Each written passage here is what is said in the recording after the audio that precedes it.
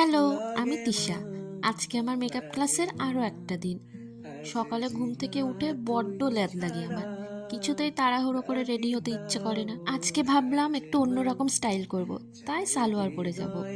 সালোয়ার পরে সবার আগে ম্যাচিং একটা কানের পরে নিলাম।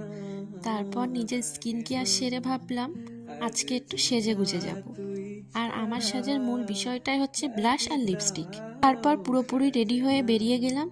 আর পৌঁছে দেখি ম্যামের ইউটিউব থেকে 100K হওয়ার জন্য প্লে বাটন এসে সেটাই ম্যাম আনবক্সিং করছিল। মনে মনে ভাবছিলাম আমারটা কবে হবে। তোমরা একটু পাশে থেকো, তাহলেই আমার মনের ইচ্ছাটা পূরণ হয়ে যাবে। তারপর ম্যাম আজকে একটা লুক ডেমনস্ট্রেশন দেখিয়েছিল ডাস্কি স্কিনের উপর।